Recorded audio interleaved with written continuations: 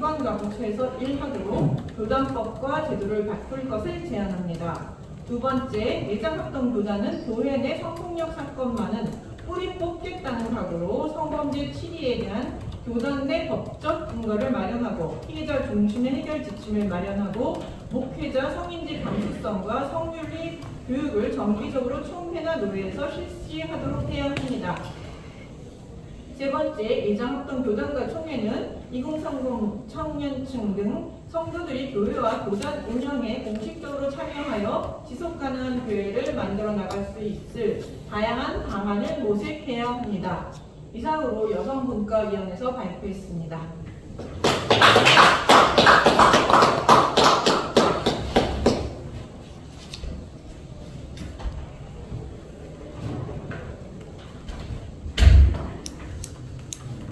예, 감사합니다. 이제 세 번째 제안입니다. 세 번째 제안은 주로 이제 예장 통합과 관련되어 있는 제안입니다. 목회 세습에 참여하고 교회 공동성을 회복해야 합니다. 그리스도인도 사람이고 교회도 사람이 운영하기 때문에 모두 완전할 수 없고 또 완전을 기대할 수 없습니다.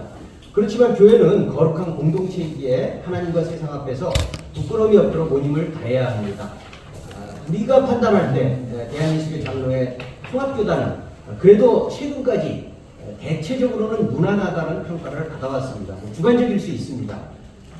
왜냐하면 복음의 본질과 신앙의 뿌리를 소홀히 하지 않으면서도, 그러니까 우리가 전통적인 어떤 보수신앙이라고 얘기하고 있는 그런 부분들에 나름대로 충실하면서도 사회 변화의 흐름에 부응하려는 진보의 노력도 게을리하지 않은 것을 볼 수 있기 때문입니다.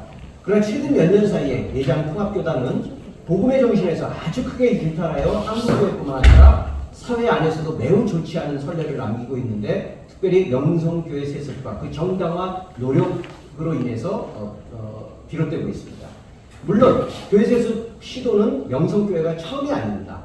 그러나 한 교회의 세습을 용인해 주는 것에서 그치지 않고 교단총회까지 발벗고 나서서 상위법인 헌법에 위배되는 수습결의안을 통과시키고 여러 해에 걸쳐서 교회 기관들이 세습이 인정될 수 있도록 시간을 벌어주고 힘을 모아서 부당한 세습이 가능하도록 여건을 조성한 경우는 어떤 교단에서도 일어난 적이 없습니다. 전무후무합니다.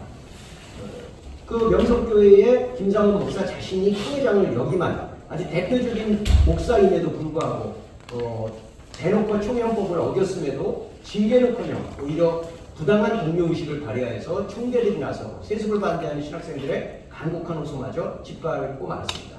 또 거룩한 말씀과 학문의 전당인 신학교 교수 중에서도 세습을 정당화하는 부끄러운 논리까지 개발하고 있습니다. 그리고 여러분들 잘 알다시피 최근에 명성교회에서 다시 교인총회를 통해서 그 김하나 목사를 그 담임 목사로 인정하는 것에 대해서 거의 압도적인 표차로 받아들였고, 김상원 목사와 김하나 목사가 아주 대놓고서 부끄러워하기커녕 그것을 정당화하는 발언들을 하는 것들을 볼 때에 너무 분노를 금할 수가 없습니다.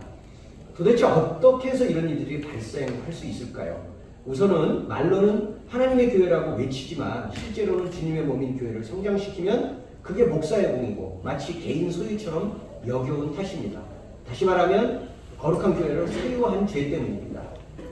이윤을 추구하는 기업조차도 시작할 때는 개인과 가족들이 시작해서 했다고 하지만 어느 정도 규모가 커지면서 종업원들이 많이 생기고 상장이 되고 난 다음부터는 개인 사유화를 할 수 없는 것이 일반적인 방향이고, 그런 시도를 하면 지금은 대놓고 아주 공격을 받는 그런 사회의 모습을 갖는 것 역시도 기업도 사회 공공재라는 인식을 갖고 있기 때문입니다.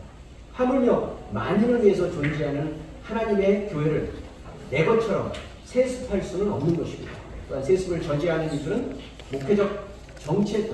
지지하는 사람들은 목회적 정체성을 이어갈 수 있는 자녀나 친인척에게 물려주는 것만이 교회 리더십이 안정적으로 이양을 보장할 수 있는 거 아니냐라고 그렇게 설명을 합니다. 그러나 이거야말로 북한에서 3세대까지 이어지는 세습을 해온 논리와 굉장히 비슷합니다. 어떤 면에서든 자립교회의 교회 세습은 목회 세습은 교회 세속화와 사회화를 막는 주의 절정입니다. 저희가 자립교회 목회 세습이라고 굳이 규정한 이유는 우리가 알다시피 농어촌 교회나 미자립 교회 아주 작은 교회들에서 아버지의 뒤를 이어서 뭐 자녀들이나 뭐 친인척들이 맞는 일도 없지만 그것을 가지고 저희는 세습이라고 생각하지 않습니다. 정말 눈물겨운 헌신으로 받아들이고 있음에도 불구하고 이미 뭐 저도 목사이지만 자립 정도 되는 그런 교회들의 목사 청빙을 하게 되면 그것이 얼마나 치열하고 얼마나 힘든 가운데서 담임 목사, 후임 목사가 천빙되는지 아는데도 불구하고 이렇게 자녀라는 이유로 친인척이라는 이유로 그렇게 물론 형식적인 절차는 거치지만 모든 것들이 다 짜맞추기식으로 이어진 것은 세습이라는 단어를 피하려고 해야 피할 수가 없다는 것입니다. 그렇기 때문에 예장통합교단은 이번 총회를 통해서 목회 세습을 근본적으로 방지할 더 분명한 장치를 마련하고 교단헌법조차 우롱한 김삼환 목사 부자를 법대로 징계하기를 바랍니다. 첫 번째, 예장통합교단과 총회는 총회헌법 28조 6항입니다. 6항에 사임 은퇴하는 일이라는 문구가 본래 재정 취지와 정신대로 잘 지켜지도록 온 힘을 기울여야 합니다. 두 번째, 예장통합교단과 총회는 명성교회로부터 시작된 불법 세습과 여수음파교회의 변형된 세습이 교단과 교회의 온전함을 훼손할 수 있는 것임을 인식하고 적절한 법과 제도를 보완해야 합니다. 세 번째, 예장통합교단과 총회는 명성교회 세습을 통해 연이어 자신들의 교회와 목회 세습을 기도하려는 잘못된 관행들을 일체 허용하지 말 것을 제안합니다.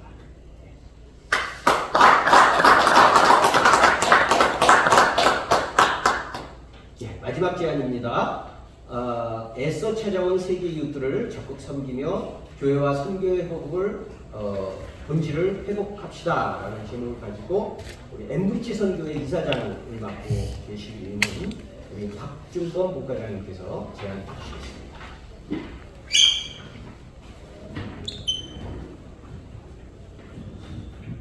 예, 박준범입니다.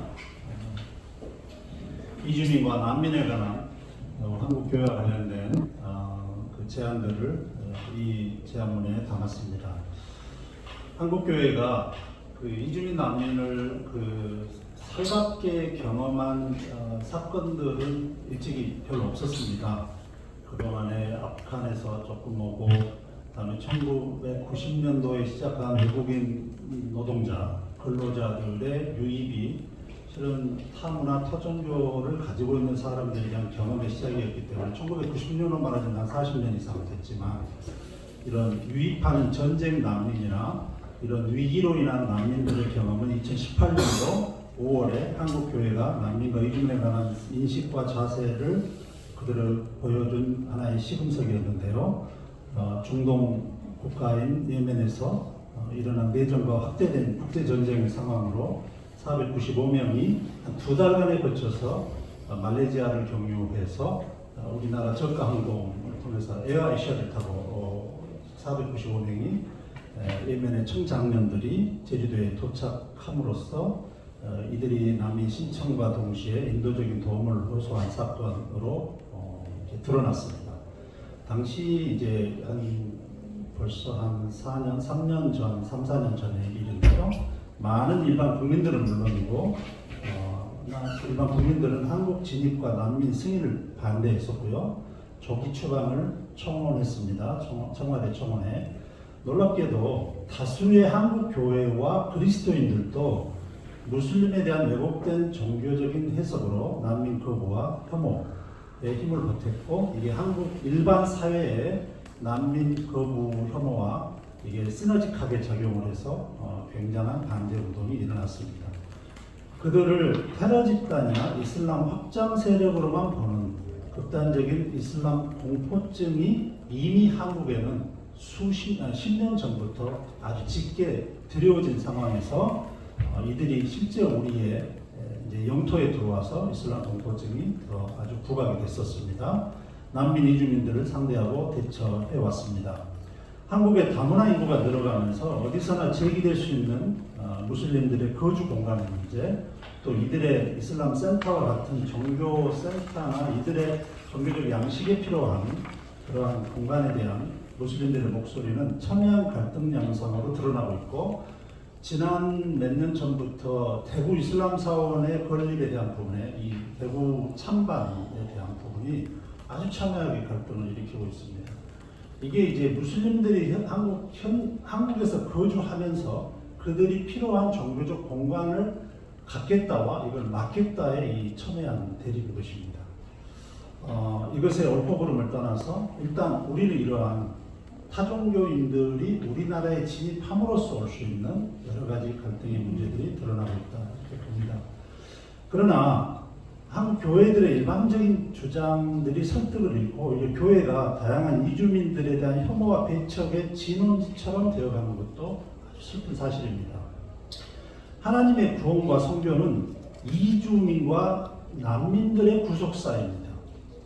믿음의 조상 아브라함도 창세기 13장에 이주민이 될 것을, 이게 성교 명령 같지만 이주 명령이고요. 이삭과 야곱, 요셉 등 이어지는 족장들은 물론 히브리 족속 전체가 이주민과 이방인이었고, 그들이 애굽에서의 400년 이것은 다 이주민들의 삶이었습니다. 그래서 하나님의 백성들의 특징은 난민이고 이주민들이고 나그네입니다. 세상 구주신 예수님도 태어나서부터 바로 이스라엘을 떠나서 유대 땅 베들레헴을 떠나서 이집트로 애굽으로 2년 동안 헤롯이 죽을 때까지 정치적 난민을 경험을 하셨습니다. 예수님은 이제 이 사회에서 가장 형편이 소외된 자들을, 그 한 사람 한 사람을 자신과 동일시하시는 이 동일적 타인에 대한 인식을 갖도록 하셨습니다. 이것이 우리 선교 정신의 아주 핵심이고요. 강도 만난 이웃을 모든 힘을 다해서 그를 환대하고 사랑으로 도운 사마리아인이 우리 선교의 정경과도 같습니다. 그러면서 주님은 너희도 이같이 행하라라고 선교 명령 주셨다고 생각이 됩니다. 이 주님의 명령은 교회의 자유로운 선택의 문제가 아니고 교회와 제자들의 정체성이고 본분입니다. 동시에 히브리서는 모든 믿는 자들이 본향을 하여 부단히 종말적 이주자로 사는 나그네이므로 우리의 정체성을 또한 확장시켜 주고 있습니다. 사회적으로 볼 때 우리나라의 인구 절벽 현상이 조만간 20년, 30년 안에 현저하게 문제가 되고, 우리는 타종교, 타인종에 의한 복합적인 다원주의 인구 구성을 할 것을 내다보고 있고, 한국의 인구만으로는 우리의 산업과 사회가 돌아갈 수가 없다. 지금 외국인 근로자들이 농촌에서 농사 짓지 않으면 우리는 모든 농업의 생산물들을 획득할 수가 없을 만큼 돼 있고, 지금 뭐 제조업에서 가장 어려운 제조업 현장에서 외국인 노동자들이 빠져나갈 때 지금 우리에는 엄청난 문제가 있습니다. 지금 코로나로 인해서 외국인 노동자들이 진입을 못했잖아요. 못 들어오니까 우리나라의 이 인력 이 구인난이 지금 도시 중소도시에서는 엄청나게 많이 있습니다. 즉 사회적으로 볼 때에도 우리는 인구다원주의로 가는 종말 현상 가운데 있으니 우리 교회들은 더 명민해야 되고 더 잘 생각해야 되는데요. 선교적으로 볼 때 난민과 이주민들에 대한 최선의 사랑과 돌봄은 친구와 이웃으로 발전해야 됩니다. 외국인 근로자 예배를 세팅하는 것이 외국인 근로자들을 향한 방식의 가장 원초적인 부분입니다. 그냥 예배를 세팅하고 그 사람들한테 무슨 이렇게 이벤트를 만들어서 우리 외국인 선교하고 있네라고 하는 시대는 지난 30년, 40년으로 조금 종을 쳐야 될 것 같고요. 적극적인 성육신적인 인재 방식으로 발전해 가야 되는 게 오늘 발제의 핵심입니다. 그래서 지역교회들과 지역의 그리스도인들은 이주민들이 살고 있는 다양한 자리에서 그 지역교회들이 위치해 있는 도시의 반경 5km, 10km에 있는 이주민들은 매핑이 가능하고 누구나 찾아가서 만날 수 있는 이런 그들과 함께 만나고 서로 알아가도록 노력해야 합니다. 그럴 때 타종교들을 당장 전도하기 위한 얄팍한 한 대가 아니라 극히 조심하고 그들의 종교적인 민감성에 대해 조심하고 하나님의 형상으로 빚은 존귀함을 격려하면서 이주민들의 그 이주의 고통과 가족으로부터 소외당한 그런 이별의 슬픔, 또 정말 우리 한국에서 누리는 다양한 문화적 즐거움에 친구로 참여하면서 사랑을 나눠가는 것이 핵심이 되겠습니다.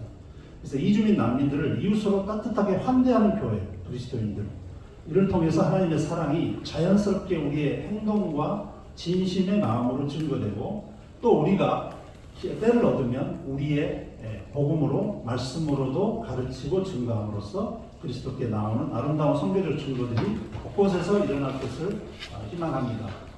세 가지로 제안합니다. 이 교단과 총회는 우리가 본래 이주민들의 영적 자손이요, 주님의 성육신이 또한 이주이며 하나님의 이주이며 본향을 찾아가는 우리의 종말적 나그네 정체성에 입각해서 이주신학, 이 건강한 이주신학, Theology of Migration을 정말 건강하게 확립하고, 그것들을 교회와 지역교회에서 성도들에게 설교와 학습을 통해서 발전시켜서 정말 종말시대에 우리 성도들이 건강하고 균형 있는 이주신학으로 타민족, 타종교인들을 하나님의 사랑으로 품고 그리스도의 살아있는 증거가 되는 일이 확산됐으면 좋겠습니다. 두 번째로 각 교단과 총회는 이 땅에 찾아온 이주민 난민들 나그네들에게 사마리안의 사랑의 정신으로 환대하고, 각 교회가 그들의 친구와 이웃이 되는 구체적인 실천 계획들을 마련하고, 여기에는 이제 각 지역교회가 자기 인근 도시에 자기 교회를 중심으로 반경 10km, 20km, 차로 한 20분 가는 거리에 이주민들이 어디에서 어떤 종족들이 얼마나 살고 있고 어떤 그 도시 공단에 어떤 사람들이 분포 있는가만 봐도 그 사람들을 향해서 기도하고, 그 사람들을 만나 커피 타임을 갖고, 명절이나 그들의 어떤 특별한 때에 그들에게 찾아가서 이렇게 사랑을 나누는 그러한 환대와 이웃되는 사역들을 해가고, 이것이 선교적 삶의 본체라고 생각하면서 이제 교회 리더십과 교회 선교위원회라 혹은 여전도의 그 청년의 이런 그룹들이 이웃되는 사역으로 더 나아가기를 기대합니다. 세 번째는 각 교단과 총회는 지역마다 다양한 이주자들의 생활과 삶의 조건들을 찾아 살피고, 지역교회와 단체들의 힘을 모아 이주자들이 자신들만의 종교와 문화적 틀에 갇혀 살지 않도록 한국 문화와 복음의 이해를 넓힐 수 있는 이웃됨의 사역을 해주시기를.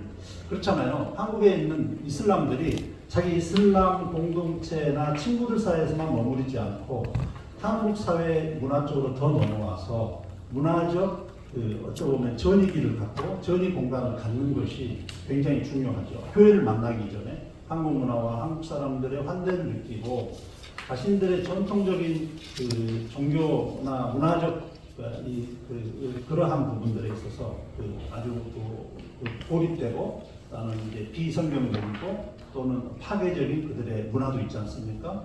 그런 부분에서 미국이나 이런 유럽의 그 외로운 늑대처럼 소외돼서 쉽게 말하면 종교적 극단주의에서 테러를 구상하는 이런 모든 그 악성 근본주의자들은 실은 사회로부터 단절되는 상태에서 나오게 됩니다. 그래서 우리가 무슬림들의 인구가 더 많아질수록 그들이 자연스럽게 한국의 좋은 문화와 좋은 프렌드십과 그다음에 이웃, 네이버링의 관계 안에서 사회적 정말 풍요함을 누리면서 우리 땅에 뭔가 뿌리를 내려가고 적용할 수 있는 이제 그러한 사회적 버퍼링이, 쉽게 말하면 이 버퍼링의 공간들이 교회를 통해서 더 늘어났으면 좋겠다는 생각을 합니다. 이상입니다. 네, 이상으로 저희 기자회견의 제안서까지 저희가 다 발표를 했습니다. 저희가 준비한 순서들은 여기까지고요. 혹시 여러분들 내용 들으시면서나 아니면 배경과 그 이후의 활동 여러 가지 부분에 대해서 혹시 질문 있으시면 질문해 주시면 감사하겠습니다.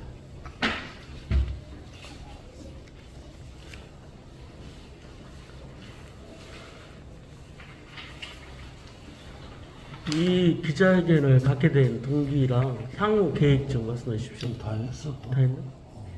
네. 늦게 와가지고. 뭐 동기는 이제 처음에도 말씀을 드렸었지만 저희가 이런 총회 자체가 교단과 총회 자체가 우리 한국 교회가 변할 수 있는 가장 중요한 동력이라고 생각하기 때문에 우리가 좀 충심을 담아서 좀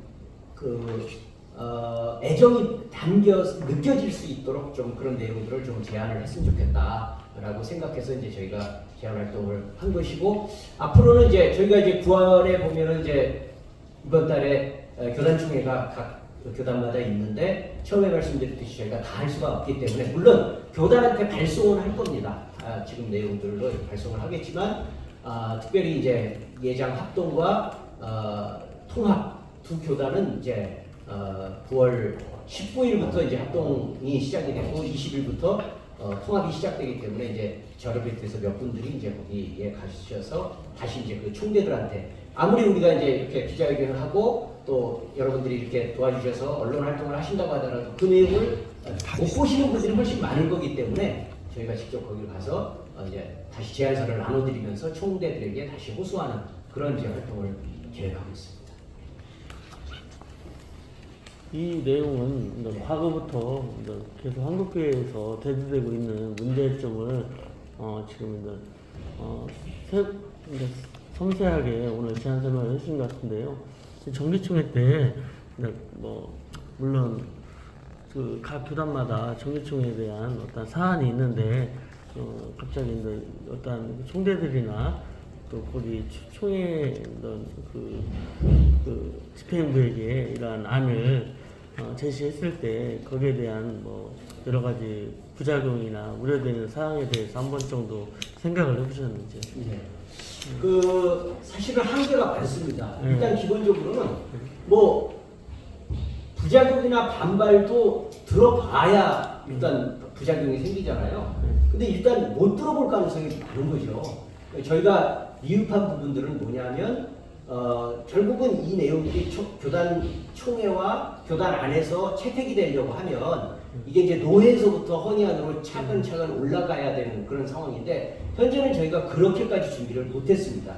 그래서 일단은 노출 효과를 갖기 위해서라도 일단 회의의 본 안건으로 상정되기 전이라도 일단 총재들이 이런 내용이 있다더라 라고 받아볼 수라도 있도록 하기 위한 데 1차적인 목표를 두고 있고, 지금 이제 질문하셨듯이 저희가 이걸 어찌했든지 간에 교단 안에 기구나 아니면 총회에서 채택되거나 아니면 최소한 논의에 붙일 수라도 있게 하기 위해서는 사실은 우리가 이제 중장기적인 활동들이 필요하기 때문에 총회 이후의 활동의 과정 속에서 더 구체적으로 나타나야 된다는 생각을 합니다. 제가 조금 보충 설명드리겠습니다. 보수교단에서 생태 환경을 하나의 선교의 아젠다로 생각하지 않고 있었습니다. 근데 저가 그동안 이제 이것을 아젠다로 삼을 수 있도록 한국교회 생명신학 포럼을 만들었고 계속해서 교단의 문을 두드렸습니다. 그래서 얼마 전에 차기 총회장 되실 분하고 만났습니다. 이 주제로 만나서 기후 환경 대응을 위한 특별위원회, 상설특별위원회를 만들기로 약속을 받았습니다. 이것은 또 그 다음에 정책 보고서라는 게 있습니다. 총회 때 총대대위원 다 나눠주는 거죠. 거기에 이 환경 선교에 대한 꼭지를 공식화했습니다. 그래서 송준인 박사님하고 저하고 이 분야는 같이 공조로 해가지고 오늘 또 이제 그것에 대한 최종 교정을 봐달라 해서 제가 받았는데, 이제 이런 생명 생태 문과와 관련해서는 노크가 이미 됐고 이걸 제도화하는데 오늘의 이런 기자회견 같은 게 상당히 여론을 더 가속화시키고, 총회장이 의지는 있지만 총대들이 그것에 대해서 무관심하고 그러면은 방망이 두드리기가 어렵거든요. 그래서 전혀 작업을 하지 않았던 건 아니고 헌의 과정도 지금 다 올라가 있습니다.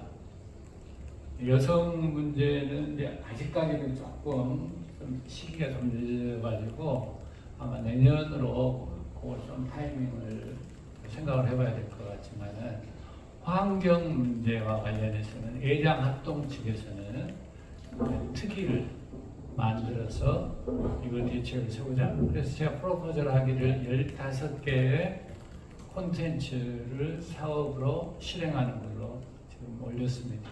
제가 우리 구 대표님한테 그 제안서 한 20페이지 되는 제안서를 드렸거든요. 카톡으로 좀 받으시면은 16페이지, 17페이지 여기는 없습니다. 일부러 안 넣습니다. 16페이지, 17페이지 보면 콘텐츠 이번에 환경대응위원회가 만들어지면은 15개의 콘텐츠를 교단 내에 융단 폭격하듯이 하자는 그런 제안서가 이미 책에 지금 아마 수록이 돼가지고 나올 겁니다.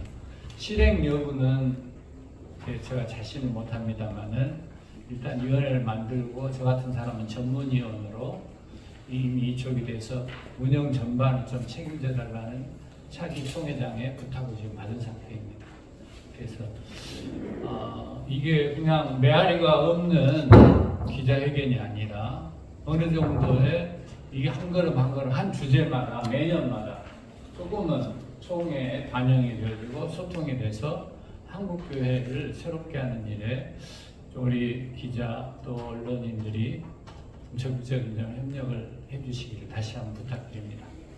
예, 혹시 여성분과도 마찬가지인데요. 저희는 진짜 여론으로 여기까지 끌고 왔거든요.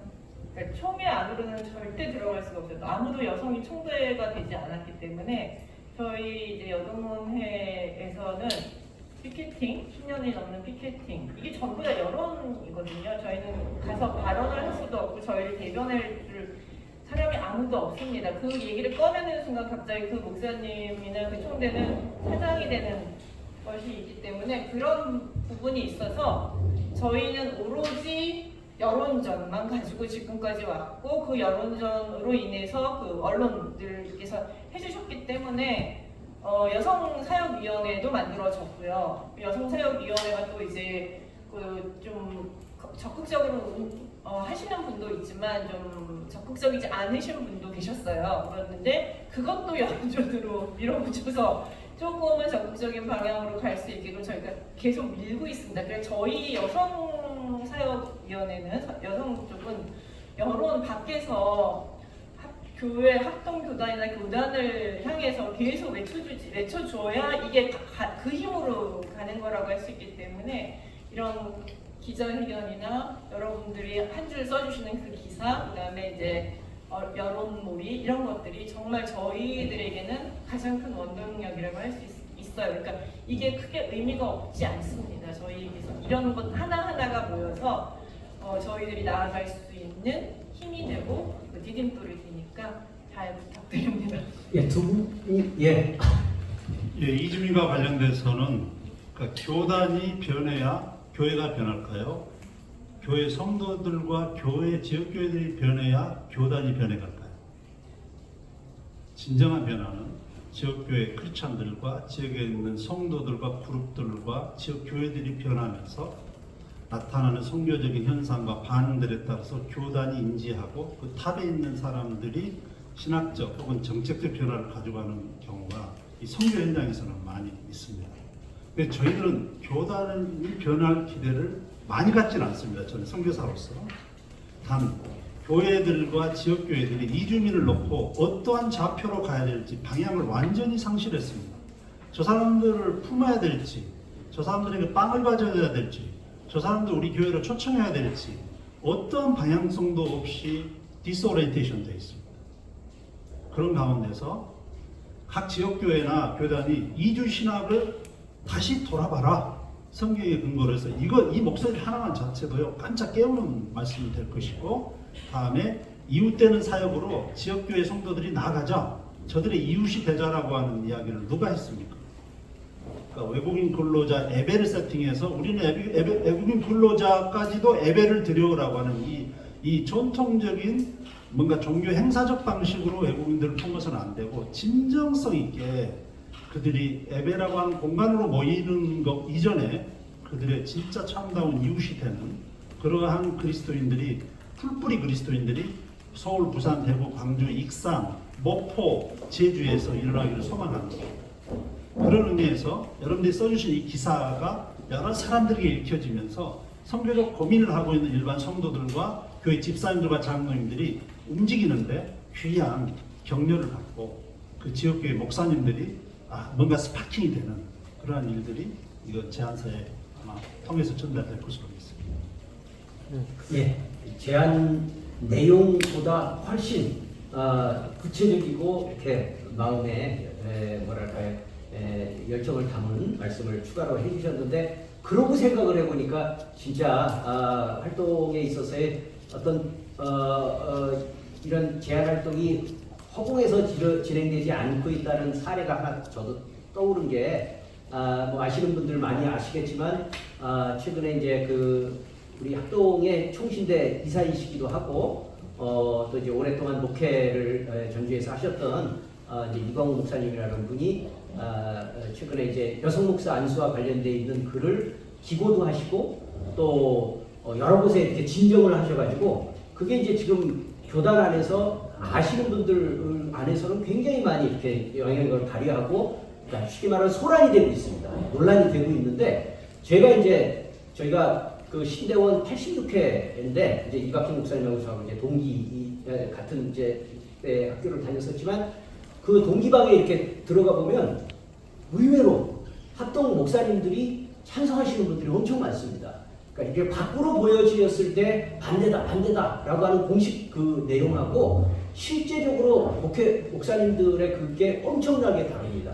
근데 이제 이광우 목사님 이제 저희 복교연의 이제 회원이시거든요. 그러니까 그런 측면에서 본다고 하면 저는 이런 그 활동들의 앞으로의 미래가 그렇게 어둡지 않다. 그러니까 결국은 개교회들이나 일반적인 목사님들의 의식은 우리 생각보다 많이 변했는데 교단에서 수용하는 현실이 아직 뚜껑이 안 열려 있는 것일 뿐이기 때문에 저희는 이런 활동들이 무익하지 않다고 보고 방금 말씀드렸듯이 아쉬운 부분들은 내년, 후년 계속 이어져 가면서 조금 더 노예에서 헌이될 수 있도록 하는 그런 노력들을 좀 더 노력하도록 하겠습니다. 원래 그 교단 내에서 자체적으로 그 어떠한 정화를 위한 좀 근절을 위한 그런 그 대책이나 뭐 기구가 많이 논의가 됐잖아요. 그리고 지금도 하고 있고요. 하고 있는데 우리 회장님 말씀을 초 회장님이 거꾸로 부탁하셨다 하니까 이게 이제 취지가 이제 지금 한국보건교회연합에서 어떻게 보면은 다른 그 시민단체 형식으로 교단에서 지금 이제 이러한 이 중대 사안을 놓고서 이제 어쨌거나 교단에서 여러 가지 한국교회의 이런 문제를 적시하고 이제 이것을 각 교단에다가 전파하려고 하는 취지잖아요. 근데 아까 초 회장님이 부탁했다는 그런 좀 발언은 그렇게 하려면은 각 교단에서 그냥 해야 되죠. 각 교단에서 그냥 자체적으로 할 수밖에 없죠. 근데 이런 어떻게 보면 기자회견이 거기에 맞지는 않다라는 게 좀 생각이 들고요. 그리고 어떤 각 교단에서 이러한 특별기구 같은 것을 만든 것은 쉽지는 않겠지만 각 교단에서 만드는 거지만은 이걸 만들려고 이제 여기 한복연에서 이렇게 제안하는 건 좋은 상황인데 그 전에 그 특별기구 만들기까지는 쉽지는 않잖아요. 그게 기구를 하나를 만드는 건데 그 비상설위원회를 하나 만드는 건데 쉽지는 않지만은 그러한 것을 언론화하기 위해서는 어떠한 MOU 체결이나 양해각서 그런 식으로 어떠한 중대 사안을 서로 인식을 하고 이게 공론화되고 언론이나 그걸 통해서 어떠한 기사가 나갔을 때 어떠한 공론화가 됐을 때 그것을 적시하고 이렇게 했으면 좋겠다는 걸 제가 한 가지 제안을 드리는 거고요. 그리고 특별기구도 자체적으로 어떤 경우에는 그 총회장들의 그 성향에 따라 가지고 특별기구가 움직여지더라고요. 그리고 어떤 데는 만들어지기만 하고 어떤 또 예산이나 여러 가지 그게 정책적인 게 지원이 안 되기 때문에 특별기구는 말 그대로 없어질 수도 있고 생길 수도 있는 거예요. 다음 또 정권 때, 그러니까 다음 총회장 때는 이게 또 사라질 수도 있는 거예요. 그러니까 이제 근데 물론 상설이 있고 비상설이 있잖아요. 특별기금은 비상설이기 때문에 크게 이제 부각적인 효과는 있지는 않을 것 같아요. 제가 볼 때는. 그래서 어쨌거나 이런 기자회견을 통해서 계속 이게 한국교회에서 계속 주장하지만은 현실적으로 이게 그 교계 현실에 이게 적용이 돼가지고 이게 이루어진다는 거 쉽지 않아요. 근데 하나하나가 뭐 큰 교단에서 뭐 작은 교단이든 어떤 거 그걸 떠나가지고 이걸 하나를 변화시키려고 이렇게 하는 노력은 어떻게 크게 뭐 성과가 있다고 볼 수가 있습니다. 예. 그래서 자, 한 가지 말씀드리는 거예요. 예, 감사합니다. 예, 이정감에서 또 말씀 예. 제안도 해주셔서 감사합니다. 예. 하여간 저희가 무슨 뭐 이 일 가지고 한꺼번에 엄청난 어떤 진전이 있으리라고 생각 안 합니다. 예, 그리고 그러나 예, 이번 또 정기총회 때는 사안이 어떻게 보면 정기총회가 거의 교단별로 막 바쁘잖아요. 어떤 데는 막 2박 3일도 하고 이렇게 하잖아요.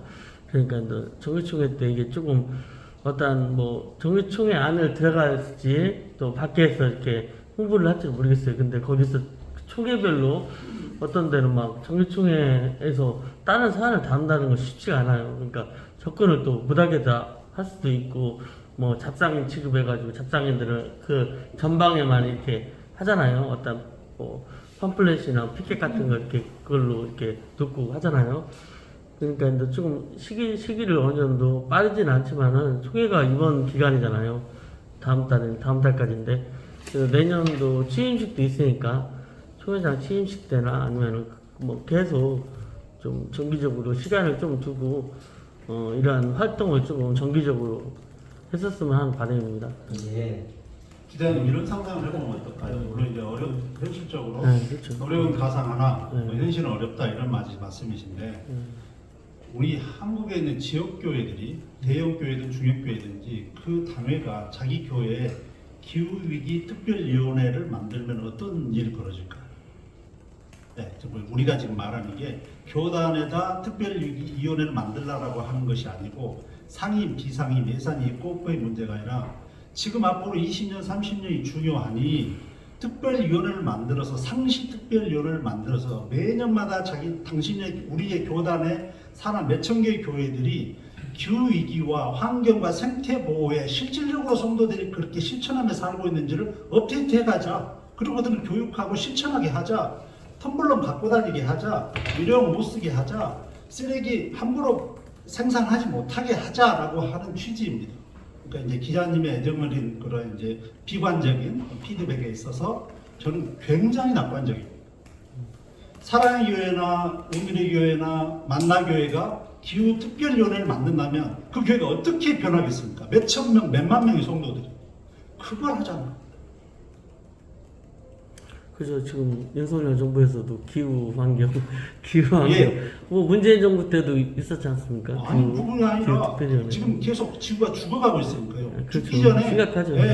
수면에 바다에 빠지기 전에 끌어올리자는 얘기. 예. 인터넷에서 그렇게 나왔어요. 예, 그래서 윤석열 정부에도 기후환경위원회가 새로 신설됐다고 이렇게 얘기를 그러니까 하는데 이제 그런 쇼 말고 예, 정부가 하는 거 말고 성도들이 움직일 때 진짜 사회가 변합니다. 지역교회가 움직일 때 사회가 변하니까 그 가장 네트워크가 많은 크리스찬 네트워크와 교회들이 템블러 갖고 다니는 운동을 하자는 거예요. 근데 제가 말씀드린 건 정부에서 또 지금 한 달 안 남지 이렇게 위원회가 출범이 됐어요. 근데 교계에서 이걸 한다고 하면은 왜 정부랑 이렇게 정부에서 어떤 지시를 받고 이렇게 하나 아니면은 뭐 정부랑 같이 이렇게 같이 가려고 이렇게 이런 걸 추진하고 있나. 물론 기후 환경은 다 우리가 심각한 사안이잖아요. 이제 국가적인 예산을 쓰는 거고요. 그렇죠. 저희들은 주로 실천운동이고 생활운동이니까. 그렇죠. 네. 그러니까 그런 것도 있는데 없지 않아. 다른 쪽에서 생각할 수 있다는 것을 제가 우려 안에 우려를 말씀드립니다. 저희들은 비가 구름에서 온다고 봅니다. 네. 그러니까 저도 하늘에서 떨어진 게 저도 아니라. 아무 말 안 할 수 있는데 어쨌거나 좀 제가 말씀을 예, 함으로써 예. 좀 그런 적도 알겠습니다. 한번 정도 그러니까 어쨌든 저희는 예, 생각을 제안이라는 해보라 것이 취지에서 다 말씀드리는 저희가 소화를 해서 어. 바로 저희 역시도 마찬가지로 뭐 그게 현실화될 수 있는 부분들은 아니니까 좋은 제안 다 듣고 우리가 어떻게 좀 더 구체화해 나갈지는 또 저희 나름대로 또 수기를 해서 또 발전시켜 나가고 어쨌든 여러분들 오셔서 감사하고요. 오늘 내용들을 좀 할 수 있는 한 좀 더 꼼꼼하게 좋은 면에 잘 배치가 돼서 많은 분들이 보시고 또 나름대로 참여하고 관심 가질 수 있도록 그렇게 도와주시면 한 감사하겠습니다. 가지 네. 좀 제안을 한다면요. 기독신문은 이제 제가 속한 교단 신문인데 국민일보 다음으로 부수가 많이 좀 생산되고 있잖아요. 12차례에 걸쳐서 전면을 환경만 다뤘어요. 제가 그 이중직 연구 책임자, 저희 교단 이중직 겸직 목회 책임자인데, 연구 책임자인데, 그거 역시 12번에 걸쳐서 전면을 다루었어요. 나중에는 두 면을 한꺼번에 인터뷰 하는 것을 주필이랑 같이 했거든요. 그래서 단신의 이런 기사 전파를 하는 좀 기획 시리즈를 언론사에서 오셨으니까 뭐 이 주제 여성 문제 5번 다룬다거나 생태 문제 5번 다루고 이주민 5번 뭐 세수 문제 이렇게 해가지고 그런 좀 시리즈를 기획을 하신다면 저희들이 다 필자들이니까요. 또 우리 복구위원회 멤버들이 다 각 분야의 필자들이 다 있기 때문에 우리 대표님하고 좀 상의해서 그런 좀 집중적인 조명이 좀 필요하다. 기자회견이나 좀 해서 잠깐 몇 줄 나가는 것은 그렇게 큰 힘이 없어요. 정말 집중적으로 해가지고 10회, 기독신문에서 10회 다루니까 여론이 많이 바뀌는 거예요. 이중직도 거의 많이 바뀌고, 이제 거기 그 결과물로 겸직 목회라는 책을 냈는데, 한국교회 역사에 작은 변곡점을 이룰 수 있는 책이다. 큰 배고. 작은 변곡점. 예, 이렇게 지금 서평이 나오고 있습니다. 그러니까 이건 언론의 힘이기도 하죠. 우리의 정말 마음의 열망을 마팔로 크게 확대해 주시는 것은 언론의 역할이기 때문에 저는 선지자라고 보거든요. 요즘에 언론인은 선지자다. 그런 면에서 같이 좀 협업을 해주시면 감사하겠습니다. 이상입니다. 기자회견 공식적으로 끝나는군요. 아직 뭐 하실 말씀 있는 분 하시죠. 짧게. 제가 공식적인 기자회견 내용으로 한 이야기가 아니고 오늘 제가 이렇게 기자회견 하면서 문득 떠오르는 생각이 한번 우리 기자님들한테 가능성을 여쭤보려고 하는데 일반 언론 같은 데에서 이제 1년에 뭐 한 번 정도 혹은 2년에 한 번 정도 그 사회적 아이템을 가지고 그 크게 이제 심포지움, 뭐 포럼 이런 이것을 어떤 기업하고 언론이 이제 통합해가지고 하고 그걸 언론에서 또 특집으로 다루고 그런 케이스는 이제 일반화돼 있잖아요. 근데 내가 기독교 언론이 그런 일을 한 게 있나 생각이 좀 얼른 떠올라가지고 예를 들면 오늘 이야기한 아이템 또 저는 뭐 지금 평화통일연대 대표이기 때문에 평화와 통일에 대한 아이템 이번 그 제안에서 빠진 건 좀 섭섭한데 네. 그런 그 사회적 중요한 우리 교회적 중요한 이슈를 가지고 기독교 언론 단체 하고 이렇게 연합해서 포럼을 지금 그 목사님 뭐 제안한 게 그 이게 이제 어떤 신문사에서 하려면 신문사에 뭐 그 오너가 이제 결단해야 되는 그런 문제인데 만일에 이렇게 연대해가지고 무슨 그 포럼을 한다면은 그 주제를 뭐 1년 동안 주요 아젠다로 그 신문사에서 다루어 나간다든가 관훈 1년까지 기독교 관훈 토론을 만들었어요. 1년 다 안 기독교계 되더라도 관훈 토론. 그러니까 이제 뭐 그건 이게 발전하면은 그런 식으로 발전할 수도 네, 있고 그런 식으로까지 그 가죠. 주요한 아젠다를 가지고 기독교 언론사에서 그런 그 연대 포럼을 했던 경험이 있는지 내가 잘 모르니까. 그다음에 혹시 그런 게 구상이 된다면은 그 가능할 수 있을 것 같은데요? 라는 생각은 기자의 감각을 가지고 이야기하면 어떤 그 가능성이 있을까요? 뭐 관훈 토론회가 아닌데 어떻게 보면은 뭐 긍정적으로도 볼 수 있는데요. 근데 거기에 만약에 하게 되면은 또 참여 단체나 참여 언론사나 그게 거기에 따라 가지고 또 색깔이 있을 수도 있고 없을 수도 있고 그러니까 조금 더 좀 조심이 되는 거죠. 어떻게 보면. 그러니까 그 방법은 참 좋아요. 어떻게 보면은 그러니까 민교 언론이 하나가 돼서 이렇게 하자는 취지인데 또 거기서 어떻게 보면은 한 언론이나 교단만 할 게 아니라 이제 말 그대로 민이 또 참여를 해야 돼요. 시민단체나 일반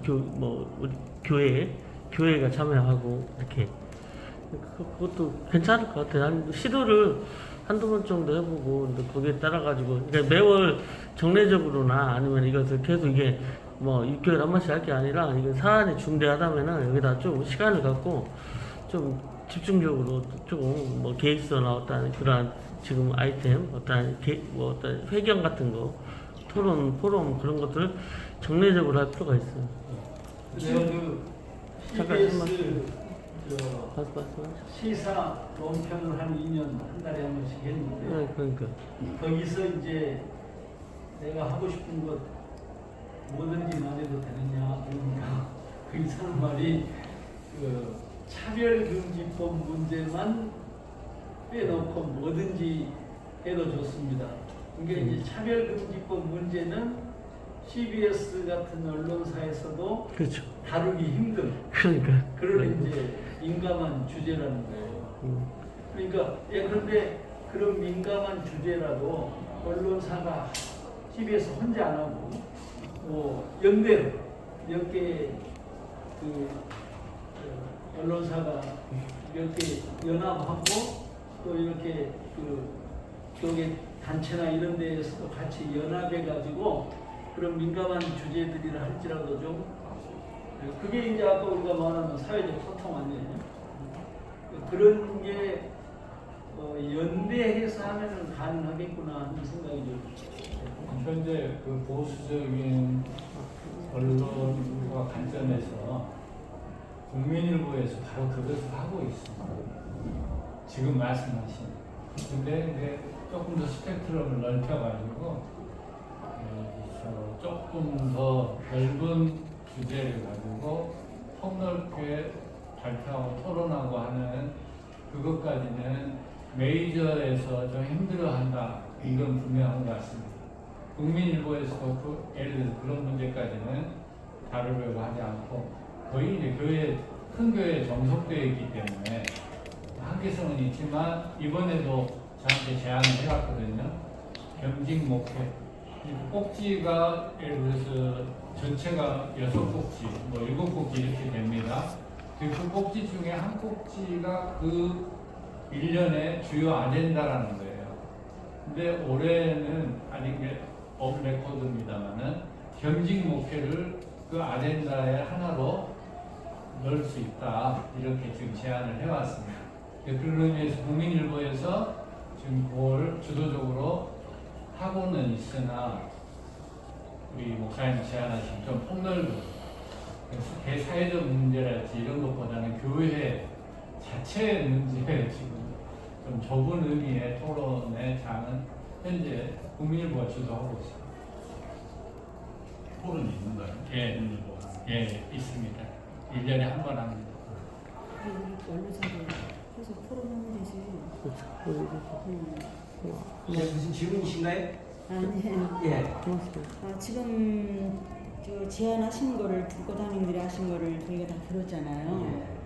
근데 정말 굉장히 중요한 거라고 저는 생각을 해요. 예. 그래서 지금 우리 목사님이 말씀하셨던 것처럼 우리 언론사들이 아무래도 좀 이렇게 힘을 합하면 공신력이 더 있죠. 힘이 있고. 그래서 지금 아까 우리 분과위원장님 목사님 말씀하셨듯이 오늘 이렇게 잠깐 기자회견 하면 기사가 나간다 해도 한두 줄 요약해서만 나가니까 크게 힘을 받거나 영향력을 쏟고 길게 보고 이렇게 하는 건데 지금 굉장히 사안이 중요한 문제고 물론 노예나 총회도 물론 중요하지만 이런 모든 것들은 이렇게 교회에서 중심적으로 이루어져서 이게 힘이 돼서 이렇게 일어나지면서 노예나 총회에서도 이걸 의식을 하고 인지를 하고 그렇습니다. 이렇게 돼야 되잖아요. 근데 이렇게 가끔 한 번씩 기자회견에서 한두 줄 나간다는 것은 많이 아쉽죠. 네, 그래서 목사님 말씀하신 대로 언론사들이 뜻을 같이 해서 이렇게 함께하면 상당히 큰 힘이 되고 또 이런 모든 것들이 우리 교회나 교계나 할 것 없이 큰 힘이 되지 않을까. 좋은 제안이라고 제가 생각합니다. 어렵지 않습니다. 그게. 합동 측에 서학 네. 목사님이 총회장을 있을 때요. 그 총회 차원에서 기후 대책 변화에 대한 공청회나 토론 같은 걸 한 것 같아요. 그것도 한 것 같고, 또 이번에 그 학생 측에서 여성 목사 하시는데 학생 측에서 백석 대신하고 교단 합친다는 말이 있어요. 근데 백석 대신이 여성 목사들이 있거든요. 이렇게 이제 그러니까 그것도 좀 많이 여성 목사도 많이 확산돼 가고 있고, 다만 이제 합동 측이나 고시 측이 노예에서 한 번도 여성 목사들도 헌의한 적이 없는 것 같아요. 현이는 몰라요. 그러니까 그래서 그거 좀 시일이 좀 필요한 것 같다는 생각이 듭니다. 헌의는 해요. 서너 개 노예가 헌의는 꾸준히 하고 있는데 하는 하고 있어요. 기각이 돼서. 네. 그러니까 언론에서 계속 그거를 뒷받침을 해줘야 되는 거예요. 그렇습니다. 저희는 우리 목사님들이 발제하는 이 안타까운 심정을 영향력에 미치질 못해요. 그러니까 언론사들이 연합해가지고 언론사들이 딱 이렇게 팀을 짜서 계속 이거를 힘을 줘야 돼요. 이게 글을. 아무리 헌의만 한다고 그치는 게 아니에요. 이게 안건으로 올라왔을 때 부결되다가 설사 부결되더라도 총회장도 합동측도 모 목사도 부총회장 할 때 부총회장까지도 가기 힘들었잖아요. 응? 그 합동 출신이 아니라 해가지고 그래도 몇 번 도전하고 4번 5번 도전해가지고 부총회장 하고 또 총회장 했잖아요. 그러니까 그 안건이 그 정기총회 때 그 안으로 올라온다는 게 쉽지가 않더라고요.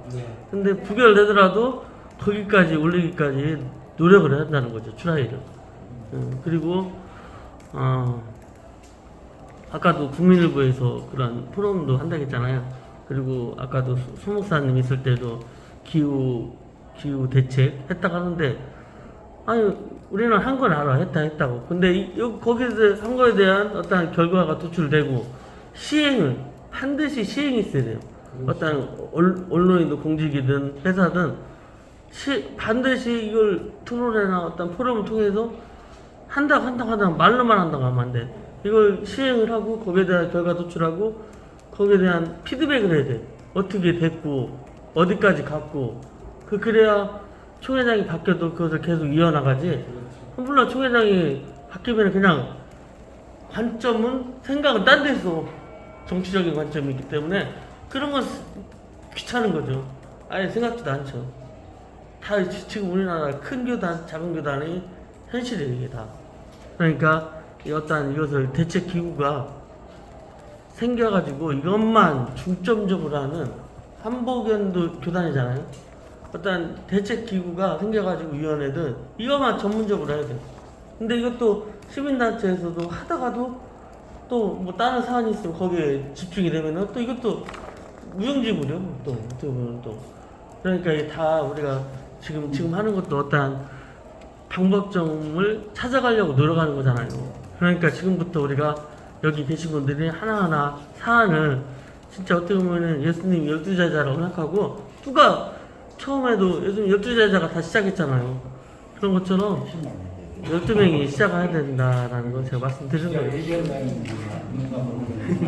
아니 너무 애정을 담고 저희한테 아, 그래요? 제안뿐만 아니라 전략까지 아니 그러니까 좋은 사안이니까 그래요. 저희들도 시간 내 가지고 뭐 참여할 수도 있는 거고 그런 거잖아요. 지금까지 꾸준히 제기해왔던 문제예요. 오늘 단지 기자회견 한 번뿐만 아니라 그쵸. 그전부터 꾸준히 제기해왔던 문제예요. 예. 그러니까 저도 목소리가 막 높아지는 거예요. 안타까운 거예요. 안타까운 예. 거예요. 뭐 교회 세습 어제 오늘 문제가 아니잖아요. 예. 박철수 목사님이라는 분이 했던 시대적 유머인데 처음시는 우수한 사람으로부터 우스운 사람까지 다 있어가지고 우수한 사람으로부터 우스운 사람까지 다 있어가지고 굉장히 그 창조적 이미지 갖고 일어난다 그러는데 합동치면 금방 될 것 같아요. 오히려 오늘도 기자들이 많이 왔으면은 이런 말도 못 나갔어요. 근데 그래도 그래요. 많지가 않기 때문에 그래도 아니 그냥 무슨 간담회 하는 것처럼 회견하고서 질문이 없으면은 그냥 이거 무슨 회견인가 그냥 발표회인가. 맞아요. 그래서 제가 한 말씀 드리니까 예. 계속 근데 피드백이 된 거예요. 좀 밑에 내려가서 네. 제가 차 한잔 내려드려도 되겠습니다. 아니 그거 바로 밑에 가셔가지고 차 한 잔씩 하시고 이거 마무리. 자 일단 오늘 기자회견을 이걸로 마치죠. 네, 수고하셨고 감사합니다.